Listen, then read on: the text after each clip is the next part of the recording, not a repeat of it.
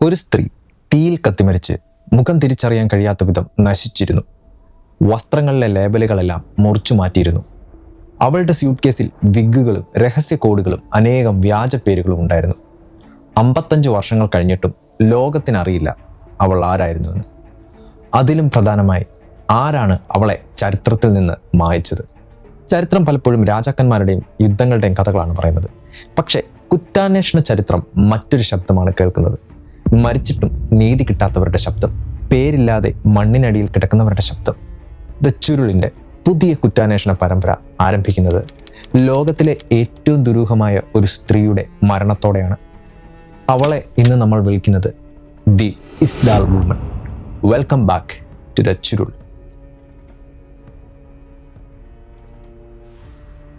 1970 November 29 നോർവേയിലെ Bergen നഗരത്തിന് സമീപമുള്ള ഇസ്ഡാൽ താഴ്വര.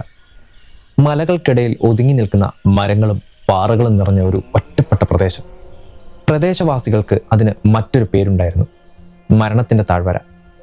വർഷങ്ങൾക്കിടെ അവിടെ അപകടങ്ങളും മരണങ്ങളും സംഭവിച്ചിരുന്നു. കനത്ത മൂടൽമഞ്ഞും ദുർഘടമായ ഭൂപ്രകൃതിയും ആ പേരിന് കൂടുതൽ ഭീകരത നൽകി. അന്ന് ഒരു പിതാവും അദ്ദേഹത്തിൻ്റെ 2 പെൺമക്കളും അവിടേക്ക് നടക്കാനിറങ്ങിയതായിരുന്നു. അവർ പ്രധാന വഴിയിൽ നിന്ന് മാറി പാറകൾ നിറഞ്ഞൊരു ഭാഗത്തേക്കെത്തി. അവിടെ വെച്ച് കുട്ടികളിൽ ഒരാൾ നിലത്ത് എന്തോ കിടക്കുന്നത് ശ്രദ്ധിച്ചു. ആദ്യ നോട്ടത്തിൽ അതൊരു കരിഞ്ഞ മരക്കഷ്ണമാണെന്ന് തോന്നിയിരിക്കാം. പക്ഷെ അടുത്തെത്തിയപ്പോൾ അവർ കണ്ടത് ഒരു സ്ത്രീയുടെ മൃതദേഹം. അവളുടെ ശരീരത്തിൻ്റെ മുൻഭാഗം ഗുരുതരമായി കത്തിയിരുന്നു. മുഖം തിരിച്ചറിയാൻ കഴിയുമായിരുന്നില്ല. മുടിയുടെ ഭൂരിഭാഗവും തീയിൽ നശിച്ചിരുന്നു. ശരീരം പാറകൾക്കിടയിൽ മലർന്നു കിടക്കുകയായിരുന്നു. കൈകൾ നെഞ്ചിൻ്റെ ഭാഗത്തേക്ക് വളഞ്ഞ നിലയിൽ, വിരലുകൾ മുറുകിയിരുന്നു.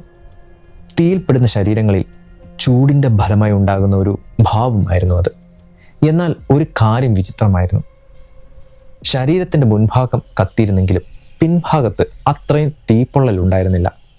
അതായത് തീ കത്തുമ്പോൾ അവൾ നിലത്ത് മലർന്നു കിടക്കുകയായിരുന്നു. പക്ഷേ അവൾ ജീവനോടെ ആയിരുന്നു? ആ ചോദ്യത്തിനുള്ള ഉത്തരം പോസ്റ്റ്മോർട്ടത്തിൽ നിന്ന് ലഭിക്കും.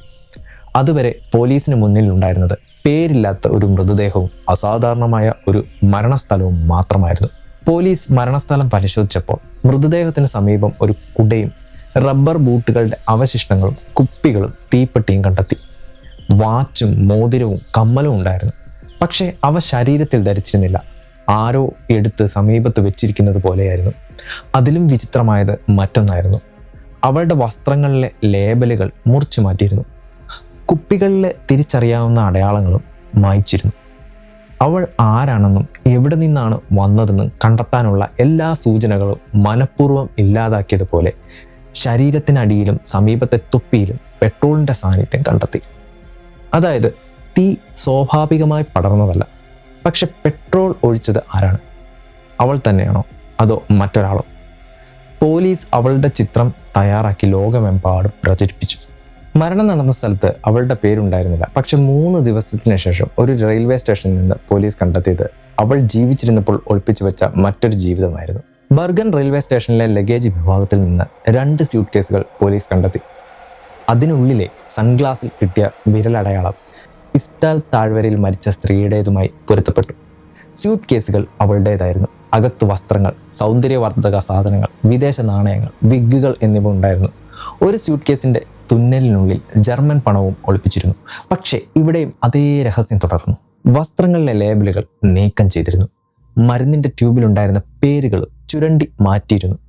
അവളുടെ യഥാർത്ഥ പേര് കണ്ടെത്താൻ സഹായിക്കുന്ന ഓരോ അടയാളവും മനഃപൂർവ്വം ഇല്ലാതാക്കിയതുപോലെ. എന്നാൽ ഒരു ഷൂ കടയുടെ ബാഗ് പോലീസിന് നിർണായക സൂചനയായി. കടയിലെ ജീവനക്കാരി അവളെ തിരിച്ചറിഞ്ഞു. നന്നായി വസ്ത്രം ധരിച്ച വിദേശ ഉച്ചാരണമുള്ള സ്ത്രീ അവൾ താമസിച്ചിരുന്ന ഹോട്ടലും കണ്ടെത്തി. അവിടെ നൽകിയ പേര് ഫെനൽകാലോർക്ക. പക്ഷെ ആ പേര് വ്യാജമായിരുന്നു. അത് അവൾ ഉപയോഗിച്ച അനേകം പേരുകളിൽ ഒന്നു മാത്രമായിരുന്നു. പോലീസ് നോർവേയിലെ ഹോട്ടൽ രേഖകൾ പരിശോധിച്ചപ്പോൾ മറ്റൊരു ഞെട്ടിക്കുന്ന സത്യം പുറത്തു വന്നു. ഓരോ നഗരത്തിലും അവൾ ഉപയോഗിച്ചത് വ്യത്യസ്ത പേരുകളായിരുന്നു. ജെനീവൽ ലാൻസിയർ, ക്ലോഡിയ ടിലറ്റ്, ഫെനൽകാലോർക്ക, എലിസബത്ത് ലീൻഹോവർ. പേരുകൾ മാത്രമല്ല, ഓരോ ഹോട്ടലിലും ജന്മസ്ഥലവും ജനനത്തീയതിയും തൊഴിലും മാറിയിരുന്നു. നൽകിയ വിലാസങ്ങളിൽ ഭൂരിഭാഗവും വ്യാജമായിരുന്നു. അവൾ മുറികളുടെ പണം കൂടുതലായും ക്യാഷായി നൽകി. ചിലരോട് താൻ സെയിൽസ് വുമൺ ആണെന്ന് പറഞ്ഞു, മറ്റു ചിലരോട് പുരാവസ്തു വ്യാപാരിയാണെന്ന് പറഞ്ഞു. ഇംഗ്ലീഷ്, ജർമ്മൻ, ഫ്രഞ്ച് തുടങ്ങിയ ഭാഷകൾ അവൾക്ക് സംസാരിക്കാനാകുമായിരുന്നു എന്ന് ജീവനക്കാർ ഓർത്തെടുത്തു. ചില ഹോട്ടലുകളിൽ എത്തിയ ശേഷം അവൾ ഒന്നിലധികം തവണ മുറി മാറ്റിയിരുന്നു. ആരെയെങ്കിലും ഭയന്നത് കൊണ്ടാണോ അതോ ആരെങ്കിലും തന്നെ നിരീക്ഷിക്കുന്നുവെന്ന് അവൾക്ക് അറിയാമായിരുന്നു. ജീവനക്കാരുടെ ഓർമ്മയിൽ അവൾ ഭയന്ന സ്ത്രീയായിരുന്നില്ല. ആത്മവിശ്വാസമുള്ള, നന്നായി വസ്ത്രം ധരിച്ച, പക്ഷെ അതീവ ജാഗ്രതയുള്ള സ്ത്രീയായിരുന്നു. ഓരോ നഗരത്തിലും അവൾ ഒരു പേര് ഉപേക്ഷിച്ചു. പക്ഷേ അവയിൽ ഒന്നുപോലും അവളുടെ യഥാർത്ഥ പേരായിരുന്നില്ല. അവൾ ഉപയോഗിച്ച പേരുകൾ വ്യാജമായിരുന്നു. പക്ഷെ അവളുടെ യാത്രകൾ വ്യാജമായിരുന്നില്ല. സ്യൂട്ട് കേസിൽ നിന്ന് പോലീസ് കണ്ടെത്തിയ ചെറിയൊരു കുറിപ്പിൽ അവൾ എവിടെയൊക്കെ പോയെന്ന് രഹസ്യ കോഡിൽ എഴുതി വെച്ചിരുന്നു. പക്ഷേ ആ യാത്രയുടെ അവസാന സ്ഥാനം മാത്രം അതിലുണ്ടായിരുന്നില്ല. രഹസ്യ കോഡ് സ്യൂട്ട് കേസിൽ നിന്ന് ലഭിച്ച കുറിപ്പിൽ അക്ഷരങ്ങളും അക്കങ്ങളും ചേർന്ന് വിചിത്രമായ രേഖകളുണ്ടായിരുന്നു. ആദ്യ നോട്ടത്തിൽ അത് ഒരു രഹസ്യ സന്ദേശം പോലെ തോന്നി. ചാരപ്രവർത്തനത്തിനുള്ള കോഡാണോ, ആർക്കെങ്കിലും കൈമാറാനുള്ള വിവരമാണോ? പോലീസ് വിശദമായി പരിശോധിച്ചപ്പോൾ മനസ്സിലായത് അതൊരു യാത്രാരേഖയായിരുന്നു. തീയതികളും നഗരങ്ങളുടെ ആദ്യ അക്ഷരങ്ങളും ഉപയോഗിച്ച് അവൾ പാരീസ്, സ്റ്റവങ്കർ, ബർഗൻ, ട്രോൺഹൈം തുടങ്ങിയ സ്ഥലങ്ങളിലേക്കുള്ള യാത്രകൾ രേഖപ്പെടുത്തിയിരുന്നു. പക്ഷെ സാധാരണ രീതിയിൽ എഴുതാതെ മറ്റൊരാൾക്ക് എളുപ്പത്തിൽ മനസ്സിലാക്കാത്ത തരത്തിൽ കോഡാക്കി സൂക്ഷിച്ചിരുന്നു. ഇത് മാത്രം അവൾ ഒരു ചാരയായിരുന്നു എന്ന് തെളിയിക്കുന്നില്ല. എന്നാൽ വ്യാജ പേരുകൾ, വ്യാജ വിലാസങ്ങൾ, മുറിച്ചു മാറ്റിയ വസ്ത്ര ലേബലുകൾ, ഒളിപ്പിച്ച പണം, കോഡിലുള്ള യാത്രാ വിവരങ്ങൾ, ഇവയെല്ലാം ഒരുമിച്ച് നോക്കുമ്പോൾ ഒരു കാര്യം വ്യക്തമാണ്. അവൾ സ്വന്തം ജീവിതത്തിനും പുറം ലോകത്തിനും ഇടയിൽ വളരെ സൂക്ഷ്മമായി ഒരു മതിൽ പണിതിരുന്നു. 1970 നവംബർ 19 എലിസബത്ത് ലീൻ ഹവർ എന്ന പേരിൽ അവൾ ബർഗനിലെ ഹോട്ടൽ ഹോർഡൈഹെമനിൽ താമസിച്ചു. മുറി നമ്പർ 407. നവംബർ 23 അവൾ ബില്ല് പണമായി അടച്ച് ഹോട്ടൽ വിട്ട് റെയിൽവേ സ്റ്റേഷനിലേക്കാണ് ടാക്സിയിൽ പോയത്. പിന്നീട് അവളുടെ സ്യൂട്ട് കേസുകൾ സ്റ്റേഷനിൽ കണ്ടെത്തി. പക്ഷേ അവൾ എവിടേക്ക് പോയി? നവംബർ 23 ഹോട്ടലിൽ നിന്ന് ഇറങ്ങിയ അവളുടെ മൃതദേഹം കണ്ടെത്തിയത് നവംബർ 29 ഇടയിൽ 6 ദിവസങ്ങൾ. ആ ദിവസങ്ങളിൽ അവൾ എവിടെ താമസിച്ചു? ആരെയാണ് കണ്ടത്? ഇസ്ഡാൽ താഴ്വരയിലേക്ക് എങ്ങനെ എത്തി? ഇതിന് ഉറപ്പുള്ള ഉത്തരമില്ല. വർഷങ്ങൾക്ക് ശേഷം ഒരു ടാക്സി ഡ്രൈവർ യാത്രക്കിടെ ഒരു പുരുഷൻ അവളോടൊപ്പം കയറിയതായി പറഞ്ഞു. മറ്റൊരു സാക്ഷി മലമ്പ്രദേശത്ത് അവളുടെ പിന്നാലെ 2 പുരുഷന്മാരെ കണ്ടതായും അവകാശപ്പെട്ടു. പക്ഷെ ഈ മൊഴികളൊന്നും സ്ഥിരീകരിക്കപ്പെട്ടില്ല. എങ്കിലും ഒരു സംശയം അവശേഷിക്കുന്നു. മരണത്തിന് മുമ്പുള്ള അവസാന മണിക്കൂറുകൾ അവൾ ഒറ്റയ്ക്കായിരുന്നില്ലെങ്കിൽ? പോസ്റ്റ്മോർട്ടം റിപ്പോർട്ടുകളിൽ നിർണായകമായ കണ്ടെത്തലുകൾ ഉണ്ടായിരുന്നു. അവളുടെ വയറ്റിൽ വലിയ അളവിൽ ഉറക്ക ഗുളികൾ കണ്ടെത്തി. ഫെനാമൽ എന്ന പേരിലുള്ള മരുന്നിന്റെ ഏകദേശം 50 മുതൽ 70 വരെയുള്ള ഗുളികകൾ അവൾ കഴിച്ചിരുന്നു എന്നാണ് വിലയിരുത്തിയത്. പക്ഷെ എല്ലാ മരുന്നും ശരീരത്തിലേക്ക് പൂർണ്ണമായി ആഗീകരണം ചെയ്തിരുന്നില്ല. അതായത് ഗുളികകൾ കഴിച്ചതിന് ശേഷം അധിക സമയം കഴിഞ്ഞിരുന്നില്ല. അവളുടെ രക്തത്തിൽ കാർബൺ മോണോക്സൈഡിന്റെ അളവ് ഉയർന്നിരുന്നു. ശ്വാസകോശത്തിൽ പുകയിലെ കണങ്ങളും കണ്ടെത്തി. ഇതിന്റെ അർത്ഥം വ്യക്തമാണ്. തീ കത്തുമ്പോൾ അവൾ ജീവനോടെ ഉണ്ടായിരുന്നു, പുക ശ്വസിക്കാൻ കഴിയുന്നത്ര ജീവനോടെ. അവളുടെ കഴുത്തിന്റെ വലതുഭാഗത്ത് ഒരു ചതവും ഉണ്ടായിരുന്നു. അത് വീഴ്ചയിൽ സംഭവിച്ചതാണോ ആരെങ്കിലും അടിച്ചതാണോ ഉറപ്പായി പറയാനാവില്ല. മരണകാരണം ഉറക്കമരുന്നിന്റെ അമിത അളവും കാർബൺ മോണോക്സൈഡ് വിഷബാധയും ചേർന്നതാണെന്ന് രേഖപ്പെടുത്തി. പോലീസ് മുന്നോട്ട് വെച്ച ഔദ്യോഗിക സാധ്യത ആത്മഹത്യ. അവൾ മരുന്ന് കഴിച്ചു, പെട്രോൾ ഉപയോഗിച്ചു, തന്നെത്താനെ തീ കൊളുത്തി. ഇതാണ് അതിൻ്റെ ലളിതമായ വിശദീകരണം. പക്ഷെ അന്വേഷണത്തിൽ പങ്കെടുത്തിരുന്ന പലർക്കും അത് പൂർണ്ണമായി വിശ്വസിക്കാൻ കഴിഞ്ഞില്ല. എന്തിനാണ് ഒരാൾ ആത്മഹത്യക്കായി ഇത്രയും ദുർഘടമായ സ്ഥലം തിരഞ്ഞെടുക്കുന്നത്?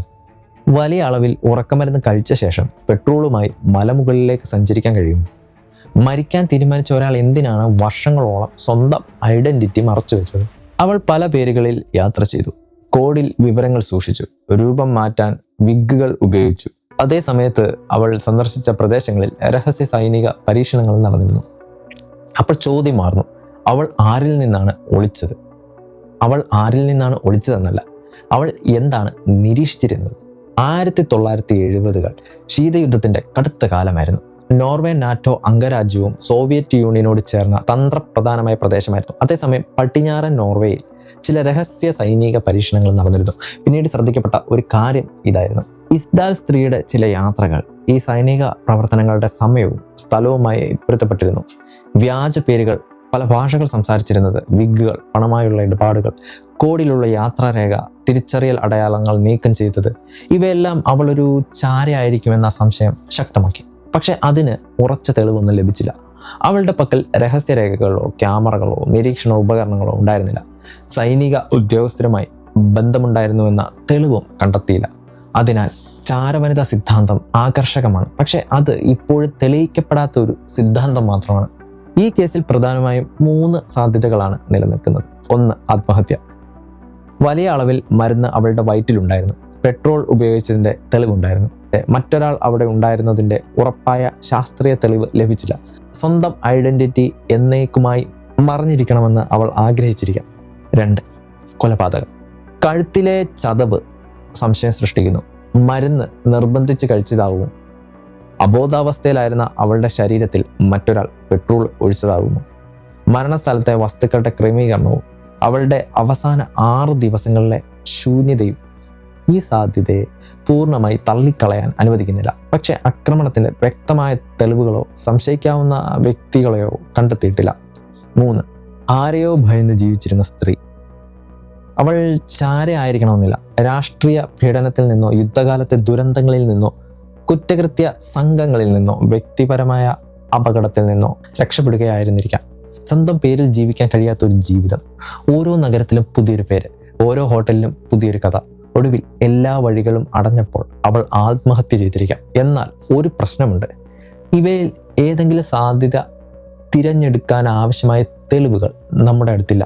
1971 ഫെബ്രുവരിയിൽ അവളെ ബർഗനിലെ മൊല്ലേൻഡാൽ ശ്മശാനത്തിൽ പേരില്ലാത്ത കല്ലറയിൽ സംസ്കരിച്ചു.